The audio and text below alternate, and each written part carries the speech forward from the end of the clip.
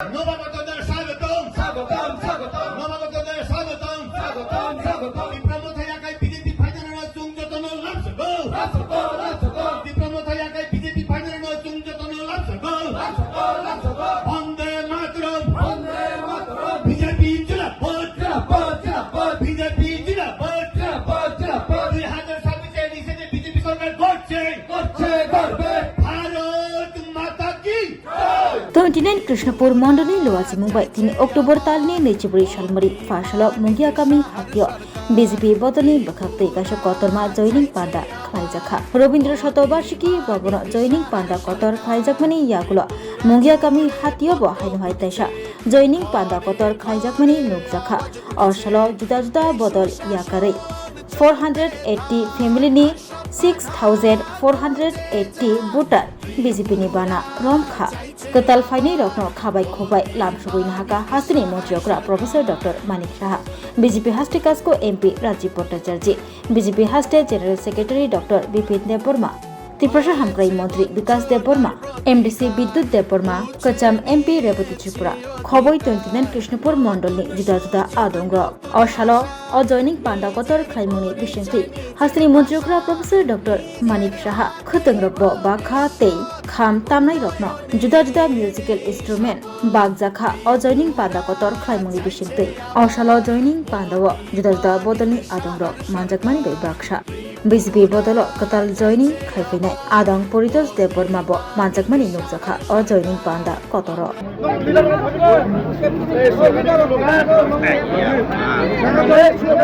কোনো বাইল হই না বারবার আইব আমরা ফটো ছুলে হইতো না আরে আমি স্বাগতম স্বাগতম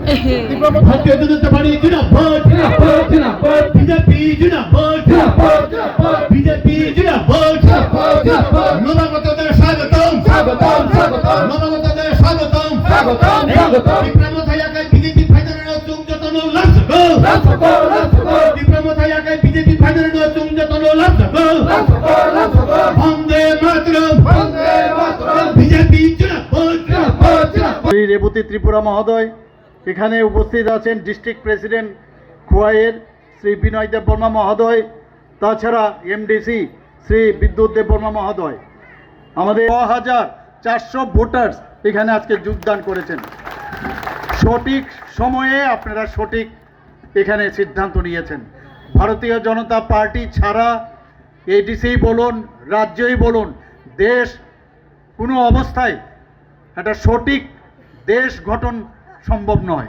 আমরা আজকে এখানে যারা আজকে যোগদান করতে এসেছেন আমি ভারতীয় জনতা পার্টির তরফ থেকে আমি ওনাদেরকে স্বাগত জানাচ্ছি বন্ধুগণ এখানে বিস্তারিত আলোচনা করা হয়েছে আমি কয়েকটা কথা খালি বলবো আপনারা দেখেছেন যে কিছুদিন আগে যখন এই টাকার জোলাতে এই ধরনের একটা যোগদান সভা হচ্ছিল সেখানে এই যোগদান সভাতে যাতে আমাদের যে অনুষ্ঠান সেখানে যাতে সম্ভব না হয় তার জন্য এই মুখোশধারী কিছু দুর্বৃত্ত আমাদের যারা কার্যকর্তা তারা যখন ওই যোগদান সভাতে যোগদান করতে আসছিলেন বা ওই জনসভায় আসছিলেন তাদের উপর কিভাবে হামলা করেছে আপনারা দেখেছেন আবার আমরা এখানে আমার পূর্ববর্তী বক্তা বলেছেন যে সিভিল সোসাইটি নাম দিয়ে এবং এমন একজন ব্যক্তির নেতৃত্বে সিভিল সোসাইটি নাম দিয়েছে আপনারা সবাই জানেন তার আসল রূপটা কি এবং কি মুখোশ পরে সিভিল সোসাইটি নাম দিয়ে সে এইভাবে একটা আন্দোলন এখানে সংগঠিত করেছে এটা কোন ধরনের আন্দোলন এটা আন্দোলন করেছে আমি তো দেখলাম যেভাবে আজকেও আমি এখানে আসার সময় আমি জিবি হসপিটালে গিয়েছিলাম এবং কালকেও আমি সন্ধ্যা থেকে রাত্র পর্যন্ত আমি মনিটরিং করছিলাম কি হচ্ছে এইসব তো সেই জায়গার মধ্যে দাঁড়িয়ে একটা সশস্ত্র আন্দোলন এই আমি বলবো আমাদের যেসব কার্যকর্তা এবং বিডিও থেকে শুরু করে ইঞ্জিনিয়ার থেকে শুরু করে আমাদের এসডিপিও সবাইকে যেভাবে তারা দা লাঠি এবং বিভিন্ন গুলতি সহ নানাভাবে তারা যেভাবে আক্রমণ করেছে এটাকে বলছে শান্তিপূর্ণ আন্দোলন ওরা কোন ধরনের আন্দোলন করছে বন্ধুগণ আমি ওনাদেরকে প্রশ্ন করতে চাই ওনাদের যারা লিডার আছেন ওনাদেরকে প্রশ্ন করতে চাই ওনারা একবার বলছেন যে আমরা শান্তিপূর্ণভাবে আমরা আন্দোলন করব, শান্তিপূর্ণভাবে আমরা এই কাজটা করব, কিন্তু যখনই দেখে অবস্থা খারাপ তখন দেখা গেল সেখানে অশান্তির যে বাতাবরণ সেটা তৈরি করে।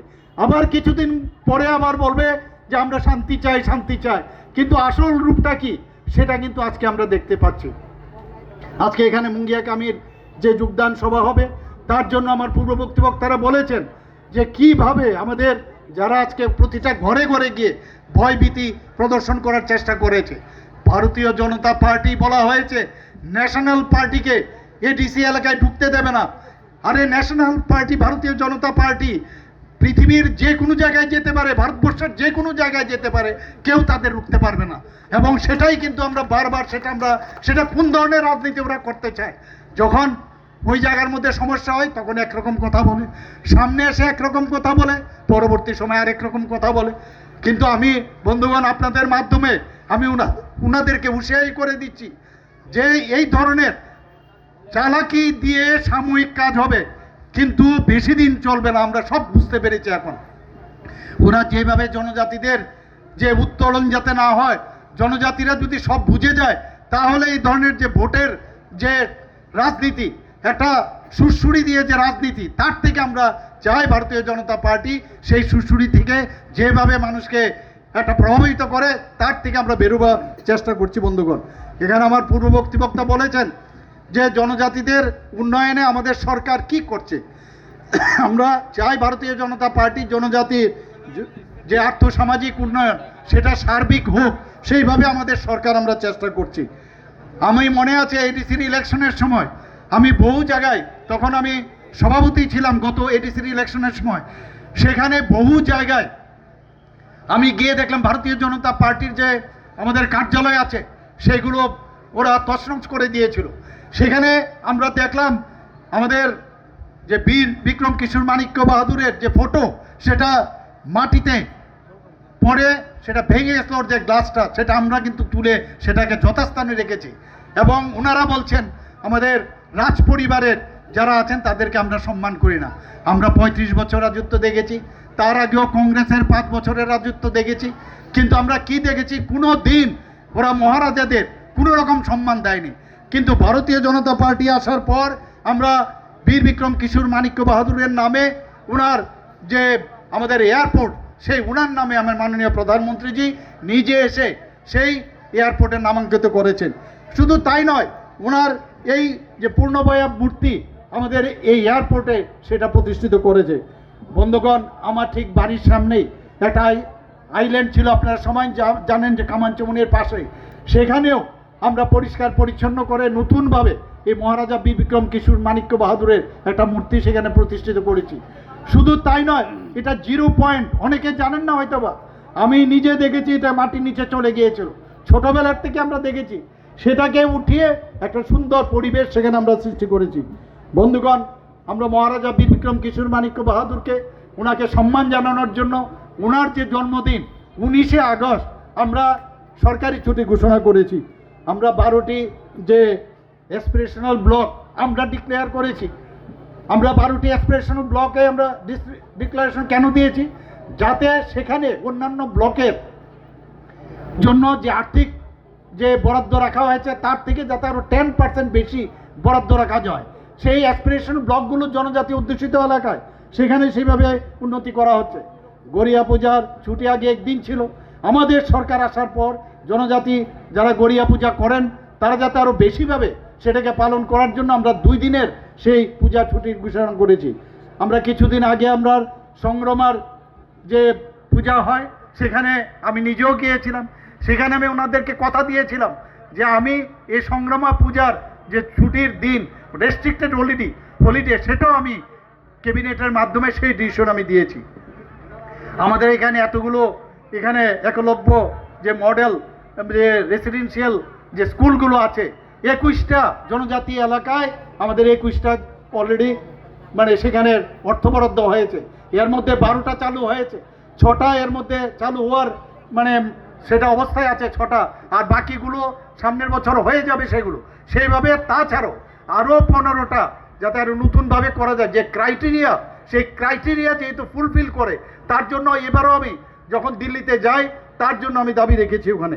বন্ধুগণ, আপনারা সবাই জানেন যে ভারতীয় জনতা পার্টির নেতৃত্বাধীন যিনি সর্বশ্রেষ্ঠ যিনি আমাদের যশস্বী প্রধানমন্ত্রী নরেন্দ্র মোদীজি, উনি আসার পর জনজাতিদের কিভাবে সম্মান দিতে হয় সেই সম্মান আমরা দেখেছি। উনি যখন আসেন, আমাদের জনজাতি গোষ্ঠীর এক মহিলাকে রাষ্ট্রপতি পদে উনি বসিয়েছেন, আপনারা সবাই জানেন। আমাদের ত্রিপুরা রাজ্যের, আমার পূর্ববর্তী বক্তা বলেছেন, আমাদের এই রাজ পরিবারের একজন বিশিষ্ট ব্যক্তি, একদম ত্রিপুরার মতো জায়গার থেকে এটা আমাদের এত বড় একটা রাজ্য, তেলেঙ্গানার মতো রাজ্য, সেখানে ওনাকে রাজ্যপাল হিসেবে সেখানে বসিয়েছেন ওখানে। শুধু তাই নয়, 2019 থেকে 2024 পর্যন্ত ত্রিপুরা রাজ্যে, যেটা কোনোদিন হয়নি, আমাদের সরকার আসার পর 2019 থেকে 2024 পর্যন্ত 7 জন এক নাগারে জনজাতি গোষ্ঠীর বিশিষ্ট ব্যক্তিদের তাদেরকে পদ্মশ্রী উপাধি ভূষিত করা হয়েছে। বন্ধুগণ, আমাদের রাজ্যের সমাজপতিদের জন্য আপনারা সবাই জানেন, আমাদের সরকার আসার পর 2000 টাকা করে ওনাদের সামাজিক ভাতা দেওয়া হচ্ছিল, সেখানে সাম্মানিক দেওয়া হচ্ছিল। সেটাকে এবার কিছুদিন আগে আমি যে আমাদের যে ক্যাবিনেটে ডিসিশন নিয়ে 2000 থেকে 5000 টাকা করেছি। শুধু 5000 টাকা নয়, সেখানে ক্যাপিং ছিল। যারা ওখানে অলরেডি কেউ চাকরি করছে, কারণ সমাজপতিরা অনেক সময় যারা চাকরি করছে বা পেনশন পাচ্ছে, তারাও কিন্তু এই 2000 টাকা করে পেত না এতদিন। আমি বললাম যে যেহেতু জনজাতিরা উন্নয়নের জন্য, সমাজের জন্য ওনারা কাজ করছেন, তাহলে কেন আমরা এই যে ক্যাপিংটা আছে সেই বাধাটা আমরা উঠিয়ে দেব না। যেমন কথা তেমনি কাজ, আমরা সেই বাধাটা আমরা উঠিয়ে দিয়েছি, সেই ক্যাপিংটা উঠিয়ে দিয়েছি। এখন থেকে সমাজপতিরা 5000 টাকা করে পাবে। শুধু তাই নয়, এতে করে আমাদের যে 19টা জাতিগোষ্ঠী আছে, সেখানে কিন্তু সবার যে জাতিগোষ্ঠীর মধ্যে সমাজপতি নেই। তা আমি বললাম, সেখানে সমাজপতি যদি নাও থাকে, সেখানে যে প্রধান থাকবে তাকেও আমরা 5000 টাকা করে দেব। শুধু তাই নয়, ক্যাবিনেটে যখন আমি কথা বলছিলাম, তখন আমি আমাদের যে চিফ সেক্রেটারি আছে মহোদয়, ওনাকে আমি জিজ্ঞেস করলাম যে কতজন আরও জনজাতি গোষ্ঠী আমাদের ত্রিপুরাতে আছে। তো যেসব প্রাইস থেকে আরম্ভ করে সব মিলে প্রায় 40 থেকে আরও বেশি আমাদের ত্রিপুরা রাজ্যে এই জনজাতি গোষ্ঠী আছে। আমি বললাম সবাইকে, ওখানকার যে প্রধান আছে, যিনি হেড আছেন, উনারকেও আমরা 5000 টাকা করে আমরা দেবো। সেইভাবে আমরা কাজ করছি। বন্ধুগণ, আমরা এর মধ্যে আপনারা দেখেছেন যে সাব ডিভিশনাল লেভেল এবং ডিস্ট্রিক্ট লেভেলে আমরা যাতে জনজাতিদের যে বিশেষ বিশেষ স্কিমগুলো আছে, আমাদের সেন্ট্রালেরই হোক, আমাদের স্টেটেরই হোক, সেগুলো যত টিসিএ লেভেলের কোনো অফিসার সেগুলো দেখতে পারে, শুধু তার কাজেই হবে সেই স্কিমগুলো যাতে প্রপারলি দেখে হয়, তার জন্য আমরা সাব ডিভিশনাল এবং ডিস্ট্রিক্ট জনজাতিদের জন্য অফিসার সেখানে নিয়োগ করেছি। বন্ধুগণ, আপনারা সবাই জানেন বড়মুড়া পাহাড়ের এর আগে তো বহু সরকার এখানে এসেছিল, কেউ এইভাবে সেইভাবে দৃষ্টি দেয়নি। আমরা হাতায় কত বড়মুড়া পাহাড়ের নাম দিয়েছি, আমরা গন্ডা দুইসা গন্ডা ছড়ার নাম দিয়েছি, আমরা হাচুক বেরেম 18 মোড়ার নাম দিয়েছি। এই কথাগুলো আপনারা বলবেন না, ওনাদেরকে জিজ্ঞেস করবেন না। খালি কথায় কথায় রাস্তা বন্ধ করে দেওয়া, কথায় কথায় সেই ডান্ডা নিয়ে, সেই লোহার রড নিয়ে, সেই গুলতি নিয়ে বিভিন্নভাবে আক্রমণ, খালি এইগুলোই করবে, কাজের কাজ কিচ্ছুই করবে না। আমার পূর্ববর্তী বক্তারা বলেছেন এতগুলো টাকা আমরা এডিসিকে দিচ্ছি এবং কিভাবে তার ইউটিলাইজেশন হচ্ছে, ইউটিলাইজেশন সার্টিফিকেট প্রপারলি দেওয়া হয় না। আমাদের মাননীয় স্বরাষ্ট্রমন্ত্রী শ্রী অমিত শাহজির নেতৃত্বে 4ই সেপ্টেম্বর 2024-এ এনএলএফটি এটিটিএফ ত্রিপুরা সরকারের একটা সমঝোতা হয়। আপনারা সবাই জানেন, এতে করে প্রায় 250 কোটি টাকার একটা প্রজেক্ট, 250 কোটি টাকার একটা যে ব্যবস্থা, সেটা কিন্তু উনি দিয়েছেন। সেই জায়গায় 24শে সেপ্টেম্বর আমাদের 2024-এ এএনএলএফটি এবং এটিটিএফ তারা কিন্তু তাদের অস্ত্র আমাদের সামনে সমর্পণ করেন। আমাদের যারা আর্থসামাজিক উন্নয়নের কথা যদি বলি, বিভিন্ন যে আমাদের জেলাগুলো আছে, রাজ্যের বিভিন্ন জেলাতে বনধন বিকাশ কেন্দ্র 84টির মতো আমরা করেছি। বন্ধুগণ, ঝাড়ু, আমলকি, তেঁতুল, গন্ধকি, বনজ সম্পদ, বিভিন্ন যে সম্পদগুলো আমাদের তৈরি হয়, সেটাকে যাতে ভ্যালু এডেড করে সেটাকে আরও বেশি দামে বিক্রি করা যায়, সেই ব্যবস্থা আমরা করেছি। জনজাতি এলাকায় যাতে আরও বেশি উন্নয়ন হয়, সেটা স্বাস্থ্যই হোক, সেটা এডুকেশনই হোক, সব বিষয়ে যাতে উন্নয়ন হয়, তার জন্য আমরা 1400 কোটি টাকা আমরা ওয়ার্ল্ড ব্যাংক থেকে আমরা নিয়েছি এবং ট্যাক্সপের মাধ্যমে আমাদের যিনি আমাদের মাননীয় মন্ত্রী ট্রাইবাল ওয়েলফেয়ার মিনিস্টার, ওনাকে আমি বলেছি জনজাতিদের উন্নয়নে যা যা দরকার আমরা করব এবং কোনো জায়গায় আমরা সেখানে কম্প্রোমাইজ করব না, এবং সেইভাবে কাজ চলছে এখানে বন্ধুগণ। আমাদের বিশেষ অর্থনৈতিক উন্নয়নের প্যাকেজ আওতায় 1316টি পরিবার তাদের আয় বৃদ্ধির জন্য আমরা সেই